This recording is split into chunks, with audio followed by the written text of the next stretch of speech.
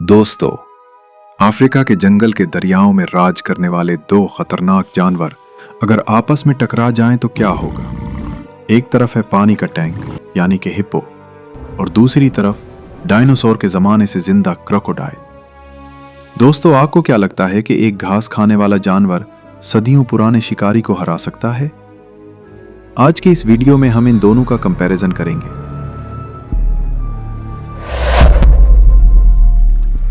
देखते हैं इन दोनों में से कौन जीतता है। दोस्तों, हम शुरू करते हैं क्रोकोडाइल से। क्रोकोडाइल की अगर लंबाई की बात की जाए तो इसकी लंबाई 16 से 20 फीट तक होती है और वजन 1000 किलो होता है। दोस्तों, अगर हिप्पो की बात की जाए तो हिप्पो भी इस रेस में कम नहीं। इसका वजन 1500 से 3000 किलो तक होता है। यह इतना वजन होता है कि 60-60 किलो के 50 इंसान हों या फिर 2 नॉर्मल कार्स हों तब जाके एक हिप्पो का वजन होगा। दोस्तों, हिप्पो साइज और वजन के मुकाबले में तो क्रोकोडाइल से बड़ा है। दोस्तों, अगर उनकी बाइट फोर्स की बात की जाए जो हड्डियों को पुल भर में चिकना चूर कर देती है, एक क्रोकोडाइल की बाइट फोर्स 3700 psi होती है जो हड्डी को चिकना चूर करने के लिए काफी है। इंसान की हड्डी को चिकना चूर करने के लिए 1000 psi की जरूरत होती है। हिप्पो भी इस रेस में पीछे नहीं है। इसकी बाइट फोर्स 1800 psi होती है। भले ही इसकी बाइट फोर्स क्रोकोडाइल से कम हो, लेकिन उसके 2 फुट लंबे दांत ये क्रोकोडाइल की चमड़ी को फाड़ने के लिए काफी हैं। हैरान कर देने वाली बात यह है कि एक हिप्पो का दांत 18 से 24 इंच लंबा होता है। इसका मतलब ये हमारे फेस से 2 गुना ज्यादा बड़ा है। दोस्तों, जब हिप्पो अपना मुंह खोलता है तो उसके मुंह का साइज 3 से 4 फुट हो जाता है। इसमें एक इंसान का नॉर्मल बच्चा आसानी से आ जाएगा। दोस्तों, इतना बड़ा मुंह होता है कि वो इंसान को बना चबाए निगल सकता है। हिप्पो के 36 से 40 दांत होते हैं। आगे वाले बड़े दांत शिकार को डराने और हमला करने के लिए और पीछे के दांत घास खाने के लिए होते हैं। एक क्रोकोडाइल का जबड़ा हिप्पो से तो छोटा होता है, लेकिन वो शिकार को चबाता नहीं है। वो नोचता है और निगल जाता है या उसके 2 टुकड़े करके उसे निगल जाता है। ये दरिया के वो 2 खतरनाक जानवर हैं जो एक दूसरे को दरिया में रहने नहीं देते। उनका अक्सर एक दूसरे पर हमला होता रहता है।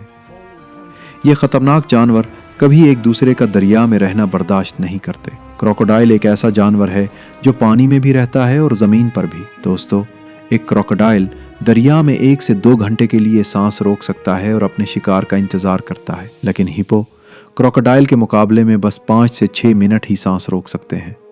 उन्हें दोबारा सांस लेने के लिए ऊपर सतह पर आना पड़ता है। एक क्रोकोडाइल अपने जिस्म का 20% खा जाता है। अगर उसका वजन 1000 किलोग्राम है तो वो एक बार में 200 किलोग्राम आसानी से खा जाएगा, यानी कि एक बड़ी गाय को वो आसानी से खा जाएगा। और वही दूसरी तरफ हिप्पो एक दिन में 35 से 40 किलोग्राम घास खाता है।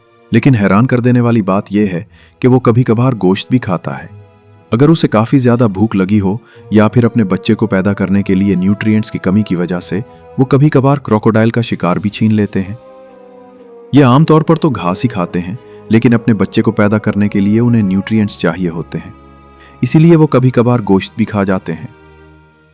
दोस्तों, आपने जैगुआर को एक क्रोकोडाइल का शिकार करते हुए देखा होगा।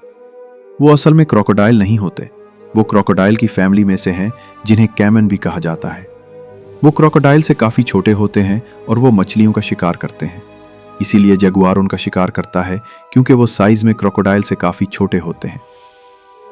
क्रोकोडाइल्स की 16 से 19 स्पीसीज होती हैं, लेकिन अगर हम उनमें केमन्स और एलिगेटर्स को शामिल कर दें तो 26 स्पीसीज होंगी।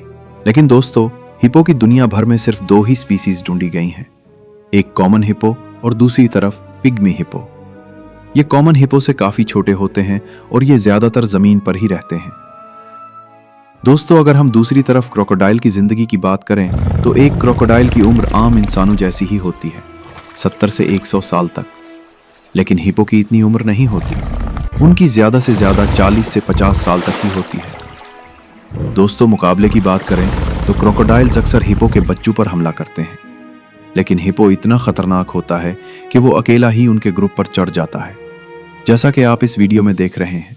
दोस्तों, अगर उनकी फाइट के बारे में सोचें तो उनकी टक्कर आपस में कई बार होती रहती है, क्योंकि ये एक ही दरिया में रहने वाले हैं और ये एक दूसरे को बर्दाश्त नहीं करते। दोस्तों, आपस में फाइट हो तो ज्यादातर चांस हिप्पो के हैं, क्योंकि उसका जबड़ा भी क्रोकोडाइल से बड़ा है और साइज भी। अगर गहरे पानी में लड़ाई होती है इन दोनों की, तो क्रोकोडाइल के चांसेस हैं कि वो छुपकर हमला कर सकता है।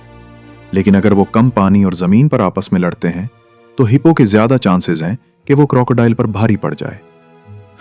जैसा कि आप इस वीडियो में देख रहे हैं, हिप्पो तो जानवर है, लेकिन वो अपने दांतों से अगले जानवर को काफी नुकसान पहुंचा सकता है। दोस्तों, आपको क्या लगता है, अगर इन दोनों की फाइट हो तो कौन जीतेगा? कमेंट्स में जरूर बताना। मिलते हैं अगली वीडियो में।